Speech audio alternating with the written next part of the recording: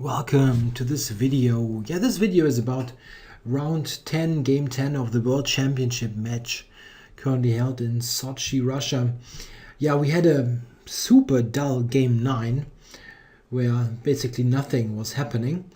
And I'm pretty thankful that game 10 was much better, which is probably not much of a story as what can be.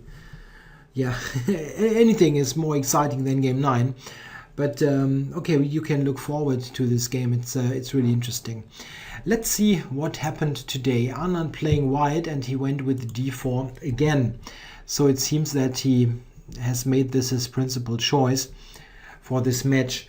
The question is, he's only got one white left after this game 12. Let's see what he's doing there. But it seems he plays d4 all the time here. All right, knight f6, c4, and now Carlsen plays, g6. Back to the Grunfeld of game 1. Carlsen had started with the Grunfeld, and it looked a little bit like one of those, one-off lines, just played one time to irritate Anand, and after that playing other stuff. But no, he's repeating the whole thing. So the Grunfeld. And Anand now is switching lines. In the first game, he had played this variation, which is one of those sidelines, still a sideline, that has gained popularity in recent years. And I think Anand got a really decent position, probably a little bit of an edge. But this time, he's playing differently. He plays knight f3 now, bishop g7, and queen b3. The Russian variation, as it is normally called. Queen b3. This is one of the sharpest attempts for white, and maybe also one of the most promising and critical. It is really not that important, as my YouTube channel is no source for those players, but I had recommended this in my old video series out in 2011 as the way forward for white, as a sharp option. And it is really popular. What is white doing? He's putting pressure on d5, and black really only can take on c4. There is not much else. A move like c6 is far too passive, as white has a very convenient choice. This is the simplest continuation, which looks like a somewhat wrong Slav exchange, where the bishop especially is misplaced on d4. It will always look against the fortified d4 pawn after e3. Black really has to take. Queen takes, and now we see that we have a different kind of Grunfeld center. D and c pawn are exchanged, but there are additional knights on the board, and there's no pawn on c3, so it's a little bit different. In comparison, if you compare this with the structure with the pawn on c3, white certainly prefers this structure, so it is really nice now with the big center, but we can put the next moves on the board, castles e4. But the whole thing, of course, has a drawback, and this is one move, two moves by the queen. The queen is moved 2 times, and it is somewhat exposed on c4. Meaning that this is black's main source of counterplay, that this queen is somewhat exposed and has lost time. Here black is at a crossroads, here at move 7. He has a ton of moves, from bishop g4 to bishop e6 to c6 to knight c6 and so on. The main move nowadays is the move a6, and this is normally the choice of the top players, intending b5 and c5, very quick counterplay. I don't want to make a big theoretical overview here, but this is the main continuation. Carlsen, however, played the move knight to a6. This is nowadays not that popular. It is, however, significant to know that this always was the favorite line of Garry Kasparov's when he was still actively playing chess. He has played this a ton of times against Karpov, for example, in World Championship matches and also in tournament play. The move knight a6 has a very clear plan, c5. c5 is difficult to play here for black, as the queen is covering this as well. So to get in the move c5 is certainly logical, and knight a6 supports this. bishop e2 and c5. That was the plan. Yeah, now white pushes d5. Really without any big alternatives. The capture here is not a good idea. It loses enormous amount of time. For example, after something like bishop e6, queen b5, it already starts to feel a little bit wrong for white. He has moved the queen far too often. Let's say rook c8, and we will get this pawn back. Something like this here is really entirely wrong for white. Yeah, even better is, by the way, to flick in this and only then give the check. Yeah, this is a total backwater of theory, as white is really in bad shape. So you shouldn't take on c5. I just wanted to show why the whole thing is really clearly now the main position that arises, and there's little ways to deviate. e6, castles, and the capture. Black really must play e6 and capture here to open up the e-file for counterplay. The big story of this game, or this line in general, is this d-pawn, of course. The d-pawn, the passer, the middle of the board. It's very typical for the Grunfeld. This is a dangerous pawn, definitely. And what black needs to do here, he needs to use his active piece play to compensate for the pawn. Very often black will get to sort of surround it and maybe conquer it when it is already advanced to d6 or d7. In an ideal world, black manages that. In a not so ideal world for black, the d-pawn promotes, and we see that in the game. It is a dangerous play here for both sides. Rook e8 was played. Here's also bishop f5 is a main move, and bishop g5. That's the first interesting moment here. Bishop g5 is not the main line, but it has been played in 2012 by Radoslav Wojtaszek. Why is this important? Yeah, this is Anand's main second nowadays.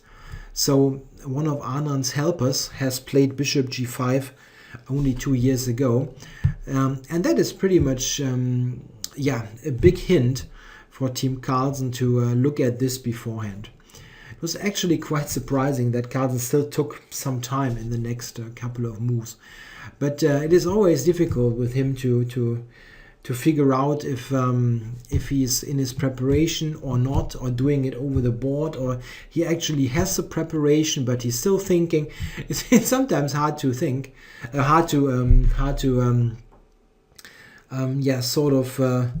translate what you see there, the time spent and his behavior at the board.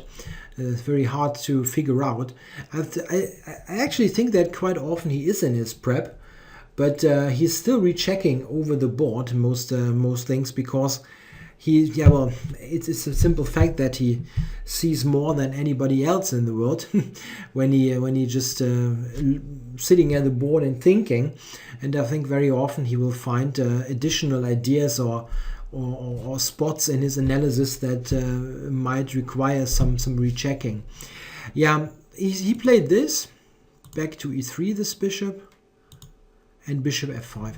Yeah, bishop g5 and then back to e3 looks weird, but we see in the game that there is a point to provoke h6 first. Yeah, bishop f5 and rook a to d1. It is quite logical to put a rook here to support the d-pawn.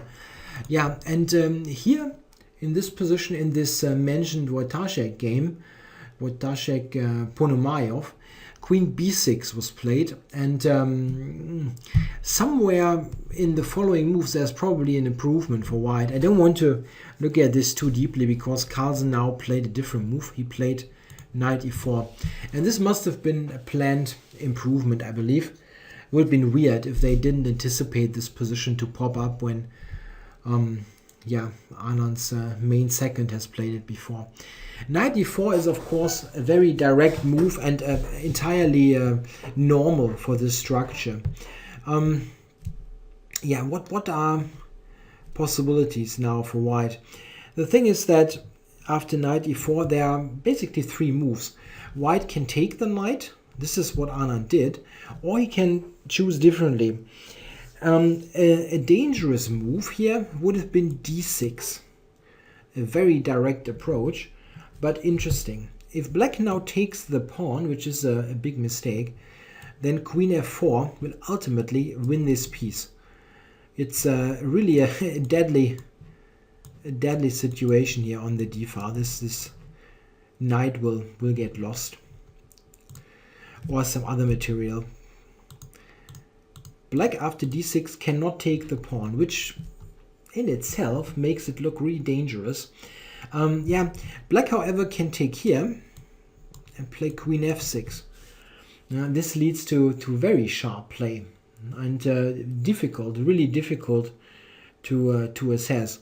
The pawn sometimes even can push to d7, but yeah, well, that's it. You come to d7, but you're not going to promote.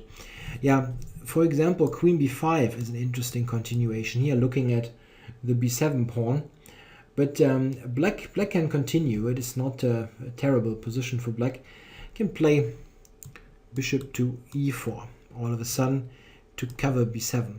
And I think this situation here is pretty unclear. At least with the normal amount of time that I can spend for looking at it, I couldn't really come up with a conclusion. If you use an engine to check, it always gives something between equal and a slight edge for white. But it's very difficult to really assess this and really sort of find the small nuances here. Very difficult position. It was interesting for white to try, but definitely part of Anand's prep here. So d6 wasn't played. Another move, by the way, is knight b5, which is also a fairly typical reaction.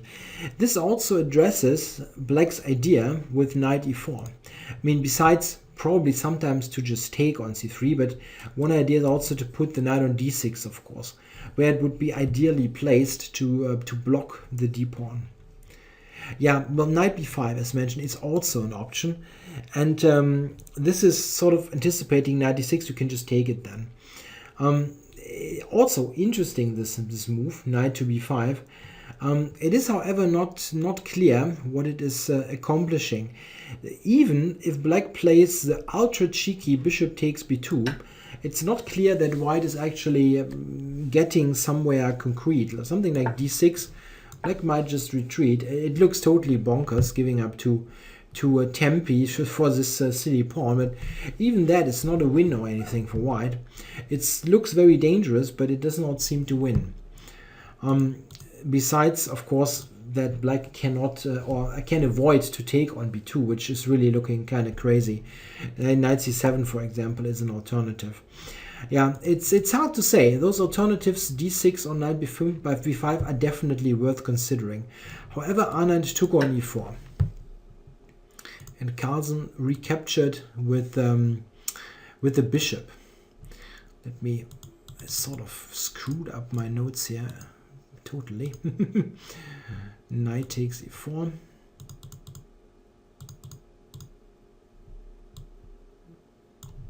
And bishop takes e4. Yeah, rook takes e4 is also interesting. Very tough here, very tough to determine the best moves. The rook move forces queen c1. There's really nothing else. Something like this is losing straight away. So queen c1. And here, with the queen placement on c1, we see one point why bishop g5 was inserted. This bishop g5, h6, bishop e3. Now h6 is hanging. We see that in the game as well. Here it is not this relevant in this concrete line, because after knight b4, white has other things to worry about than taking h6. There's e2 hanging, yeah. But in general, this is the idea very often with this provocation of the h6 move, that at some point there might be this battery attack on h6. Yeah, knight b4, a very sharp position here that really was interesting to look at. For example, a move like queen c5 is losing right away with rook c8 and something like that. Looks really somewhat ridiculous from white's point of view. He has all these pieces in this neat little clump, while black is super active and close to winning material. Yeah, so cannot take on c5. So what should white play after rook takes e4, which was not played? Probably d6. Yeah, this is the most principled move. Push the d pawn. Yeah, I guess black just goes b6. Yeah, covers c5, and after a3, there's the amazing point knight c2, which is absolutely necessary. Otherwise, this whole thing is not working for black. Yeah, quite a funny continuation, just jumping to c2. Yeah, here white should play bishop d3. Yeah, as you can see that this is really nothing at all. Bishop d3 seems to be the better move, and this leads to a very weird position. Knight takes e3, fe3, rook e6, and bishop takes f5, d7. At first this looks really ridiculous for black, but it is not that clear. Black can play queen e7 and rook d8 to block this, and he has some counterplay ideas against e3. I don't fully trust this for black, to be perfectly honest, but it's not so clear. Maybe rook takes e4 was playable, but Carlsen didn't do that. He took with the bishop. This is the more solid choice if you want. This is bishop recapture. Yeah, and Anand played queen c1. Now the pawn h6 is really attacked. Queen c1 was an interesting point of this. It wasn't the only move, however. If we go back, again, here d6 was possible. A move that is somewhat sharper compared to queen c1.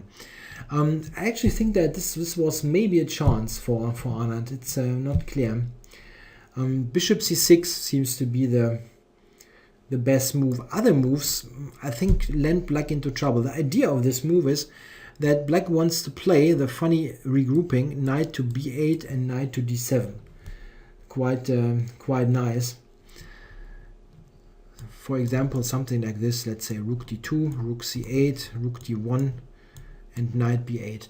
Yeah, note that moves like that here drive you into a bad pin. Or b6 immediately. It's also interesting. Or interesting is the wrong word, also good. Yeah, an interesting way for black to regroup if he gets to d7. However, still, this position gives white decent chances. Yeah, he has a strong pawn here. And it's difficult to assess, is this better or worse than the game? We can jump back. In the game, as mentioned, Anand played queen to c1. This move. First attacking here. Yeah, and an important point now is reached. If black plays a passive move like king h7, then, oops, not this one. This is really bad. Like king h7, white will push d6, and this now gets problematic. The pawn is definitely dangerous. For example, if now queen f6, as played in the game one move earlier, if now queen f6, white has this neat little idea. It's quite nice. This is going to pick up this bishop. So this move king h7 is too slow, it seems. But Carlsen reacted just fine. He played queen to f6. A counter attack. Yeah, and this is very much in the spirit of this sub-variation of the Grunfeld.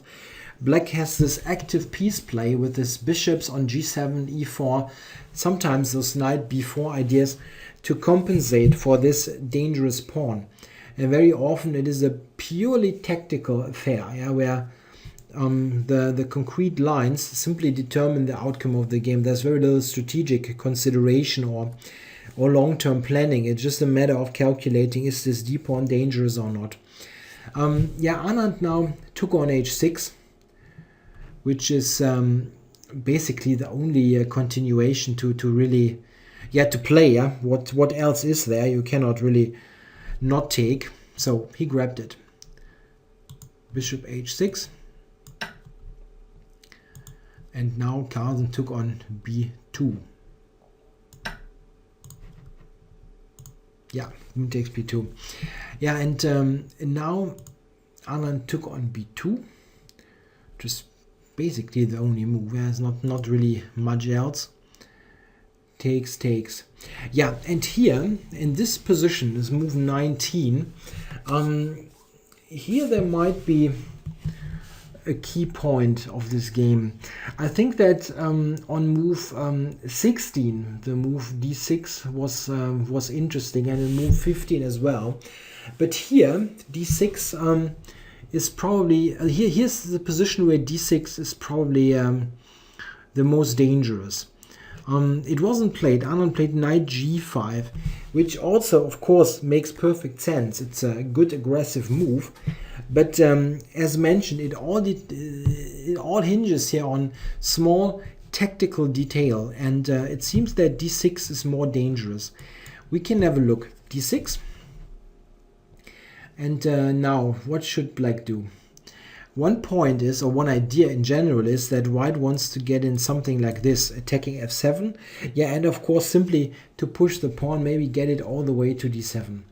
Yeah, I think main move might be knight b4 here, to try to activate the knight. It's not the only choice. Something like bishop c6, for example, also makes sense in my book. It activates the rook, and maybe you get in this regrouping again, to block the pawn. Let's say bishop c4 here, and now we are already in a very, very tactical, concrete situation. After b5, for example, which looks normal, white can even sacrifice here. Looks crazy, but it works. And now d7. Yeah, rook moves, and a check. Rook d6. There are many dangerous possibilities. I mean, b5 is a move that black does not need to play. I just want to show what kind of ideas are already in the mix. Hangs, and it gets really ugly if you get to take on g6. Yeah, there are many additional tricks. Like let's say like this: check. And now white can go to d6 or to a6. A long variation. It just shows that there are many tricky possibilities after d6. Well, maybe knight b4 is really the most precise, but it is very difficult. Even with the help of a computer, you don't get a clear conclusion if you only let it run for let it calculate for a minute or two. This is something that requires much deeper analysis that is very difficult to provide right after the game. Yeah, d7, for example, rook e d8. And now probably bishop g5. No, f6, check on c4. King g7, bishop e3. This kind of position is definitely something where white has pressure. The d7 pawn will probably get lost with precise play. For example, let's say bishop f5, bishop c5, and back. Yeah, and now black will get this, but it's not so easy. Let's say bishop d3, bishop d7, bishop e4. It's just a simple continuation that, wait, it's better to get this inserted. Rook b1 was my line, and then something like bishop c8, counter-attacking bishop e4. What I'm saying is that white has the more active pieces here. Bishops on c5 and e4. It is not clear that it really amounts to something very substantial at the end, but there is pressure, definitely, and black has to be precise. In the game, Carlsen also needed to be precise. It's not like it was totally easy, but maybe d6 is really putting black to a somewhat sterner test than what happened in the game. This knight g5 move instead. Yeah, knight g5 was played. Bishop d4. That seems to be a good defensive move, centralizing this bishop. This happened, or was possible, allowed, because the knight from f3 was moved to g5. Of course, it is a concession, because black is giving up the bishop pair. And if we look at this, bishop f3, rook e7, d6, rook d7, bishop f4. If we look at that, we definitely still can conclude that white seems more comfortable. Yeah, he has a good bishop pair, and also this bishop are on decent active positions. It's not like they're misplaced. And the a6 knight is still a little bit of a problematic piece. Yeah, it is not really playing, or let's say it's not really in harmony with the rest of black's position. So still, black is forced to be very precise. I think Carlsen did a good job. He played knight to b4. This is probably the best move. It is an active move, and a move to put the knight on c6 and possibly allowing this double pawn on c6 is probably something that black is not minding that much, given the fact that the bishop on f3 is such a strong piece and the double pawn cannot be easily attacked. Here, in fact, Anand played rook d2. You can argue that, I mean, rook d2, yes, I just want to show the point. After rook d2, Carlsen played rook e8, occupying the e file, which is nice. Anand also could have tried a3, intending knight c6, and then rook fe1. This was an alternative. I mean, I'm not saying that this is a huge improvement on the game, but it was an interesting alternative that at least keeps this control over the e file. After f6, intending the right moment maybe to advance with the king, it's not clear that this nets so much. Plus, black has ideas to use this square, of course, with f6. It was an interesting alternative, though. Rook d2 was played, and now, as mentioned, rook e8. Yeah, rook c1 and rook e6. This is, I think, very logical. The f1 rook didn't really have any other good spot to go to, so it's c1. And rook e6 is also quite nice. You would like to play this, yeah? I mean, this is something that black definitely welcomes. But after bishop e5, there is this return here all of a sudden with a somewhat annoying pin on the e file. It's not losing directly or so for black, but you don't really want to pin yourself. So rook e6 is a good choice. It prepares this move, bishop e5. h4 played by Anand. Yeah, this allows bishop e5, but it was already not easy to prevent. So it's probably right, this move, or at least not inaccurate. Bishop e5 takes. And now we come to the last interesting position of this game. I think definitely the worst is over for black. Yeah, Carlsen has managed to get rid of the bishop pair. So white has traded the dark squared bishop. It was basically forced to do this trade after the bishop popped up on e5. So the worst is over for black, definitely, but it is not yet totally equal. Yeah, close, but not totally. Anand could have tried to continue the game. For example, g3, it's not the only move, but something like that somewhat improves the kingside position and just continues in a way. It's not clear how black is equalizing there. The computer is giving b6, yeah, which is maybe not that easy a move for a human. The computer wants to do this, and then ultimately maybe regroup via c6 after, let's say, rook e8, rook c8, knight c6, knight d4 at the end, if everything turns out to be fantastic, you get this in. But it's not easy to play for a human. And other continuations that are a little bit more obvious, let's say, like knight c6, they still offer white some chances to press. However, Anand played surprisingly the move bishop takes b7. And this is basically ending the game, because after rook takes d7, white is obviously promoting, well, but after knight c6, black can give up his knight for the pawn.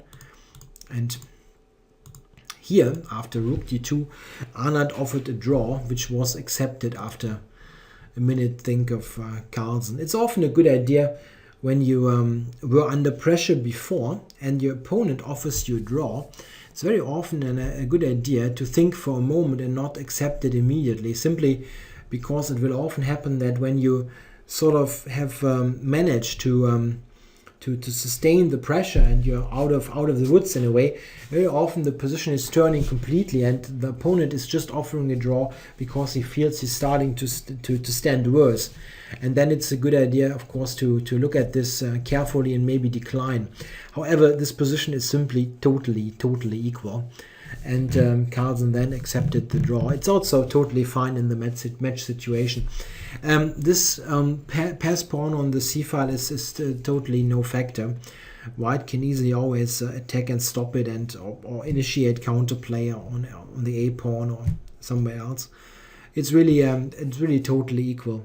So this was an interesting game. It wasn't a really long game with this 32 moves, but it was interesting.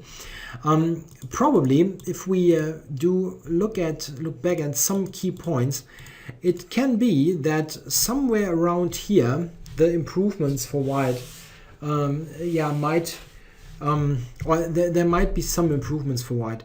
d6 here was one idea instead of taking.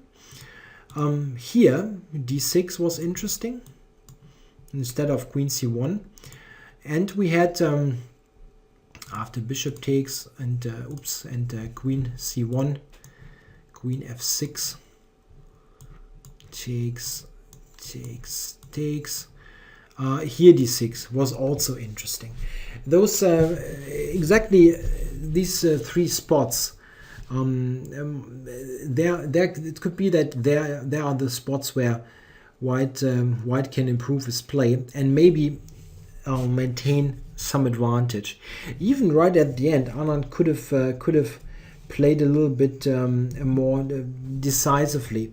I think it never was something totally serious. If you check it with an engine, it never ever shows anything more than 0.2, 0.3. It's not like there was something totally clear, but there was pressure on Carlsen, and with some precision, it could have been much trickier, I guess. So yeah, what does this mean? There are only 2 games left, and Carlsen is leading by 1 point. He has white in game 11, the penultimate game, and this will be played on Sunday. There's a rest day on Saturday. On Sunday, yeah, Carlsen with white, he will try to press, but if it is just a draw, I guess he does not mind at all, because he feels confident that he can survive the last round game with a draw.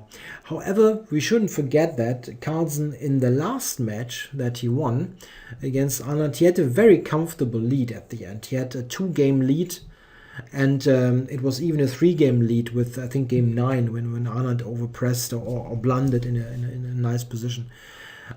So he had a really comfortable lead, and here it's just 1 game, and he has to, if it really comes to the final game, the ultimate game, I think it is something that is not so easy for Carlsen. I mean, he has experience by now, of course. He's not an inexperienced player, of course, but compare it to Anand, he has a couple of World Championship matches under his belt, and he has done things like winning the last game, and against Topalov in 2010, for example, where it was in the last round he won the decisive game 12 also at the time.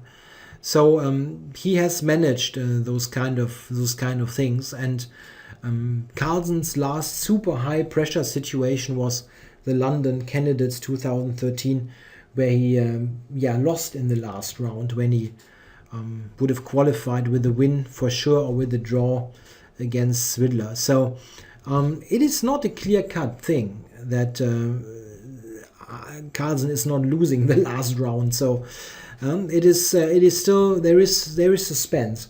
So I guess Carlsen will try with white, not like something crazy, but he will try.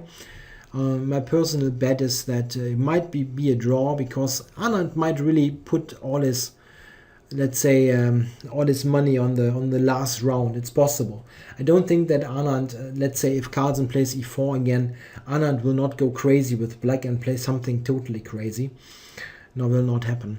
So it will be a tense finish of this match, when with some likelihood the last round game will have some significance. Yeah, I hope you enjoyed the coverage for this game, and I'll be back on Sunday with game 11. Thanks for watching.